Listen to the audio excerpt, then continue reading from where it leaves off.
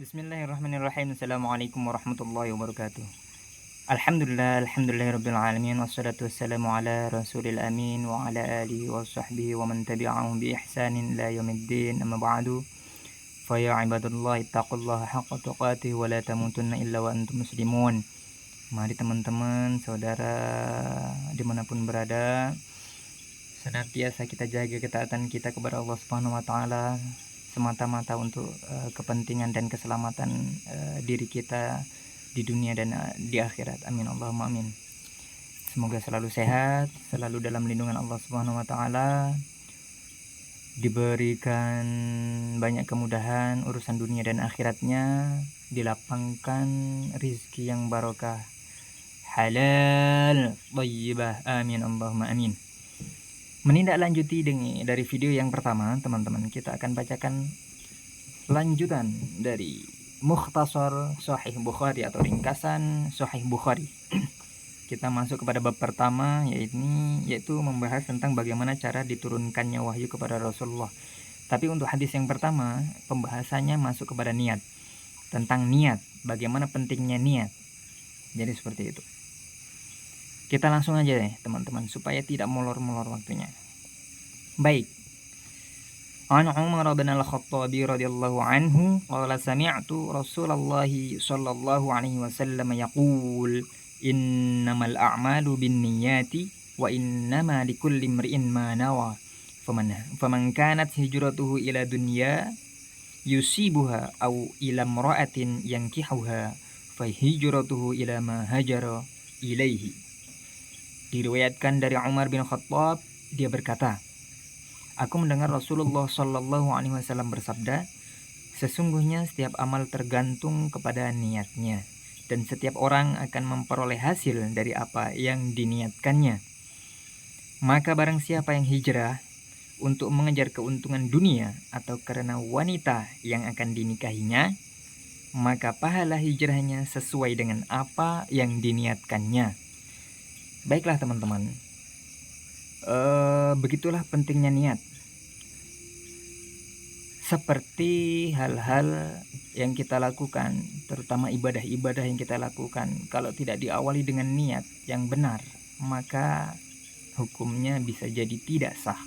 Seperti halnya sholat, kemudian puasa, sampai dengan haji. Nah, itu perlu sekali untuk diawali dengan niat. Karena kalau tidak diniatkan dari awal, jangan sampai nanti berakhir dengan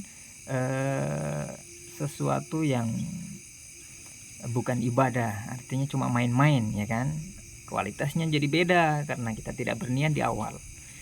Jadi seperti itu. Berkaitan dengan niat ini, ada suatu kisah yang sangat menarik, dikisahkan oleh Syekh dikisahkan oleh Syekh siapa ya? Syekh Ahmad Ibnu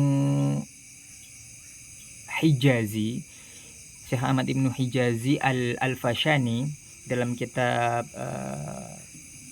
Majalisus Tsaniyah itu mengisahkan bahwa ada dua orang bersaudara, yang satu hidup penuh dengan ketaatan, yang kedua ada saudaranya yang hidup penuh dengan maksiat dan dosa.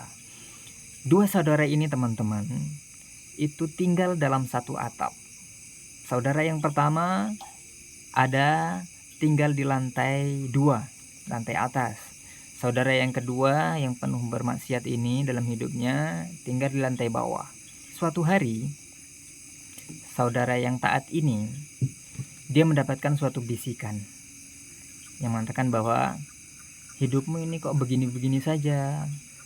Kenapa dalam usia mudamu ini kamu gunakan begitu monoton waktumu?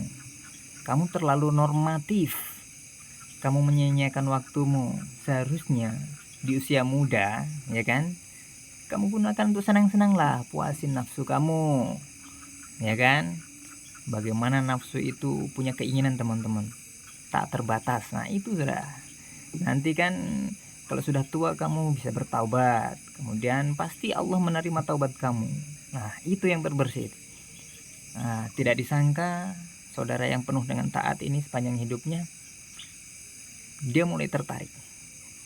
Kemudian saudara yang di bawah juga, dia penuh dengan kemaksiatan karena selalu dan terlalu sering dalam bergelimang dosa, kemudian tenggelam dalam maksiat. Saudara yang kedua ini juga merenung, saudaraku penuh dengan ketaatan, ibadah kepada Allah, dia akan masuk surga karena kebaikan-kebaikannya.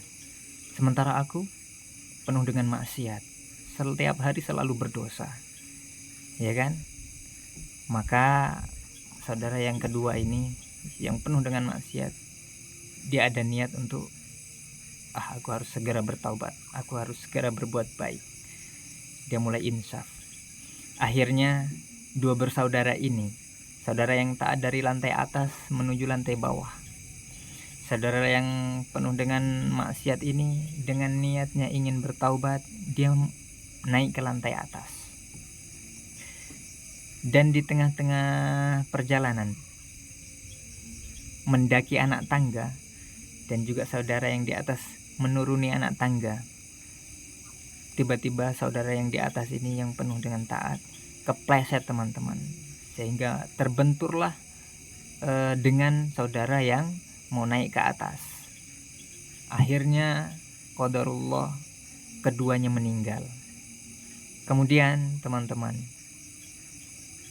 pada akhirnya atau akhir dari kisah dua insan ini, saudara yang pertama yang tinggal di atas yang penuh dengan ketaatan, Allah golongkan termasuk dalam golongan orang-orang atau dikumpulkan dengan orang-orang yang masuk ke dalam neraka.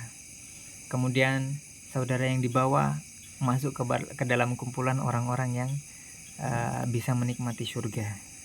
Kenapa? Karena sesuai dengan niat yang akan mereka kerjakan. Jadi begitulah teman-teman, setiap kali ada terbersit ingin bermaksiat kepada Allah, selalu ingat bahwa mati tidak mengenal waktu, tidak menunggu kita baik dulu, ya.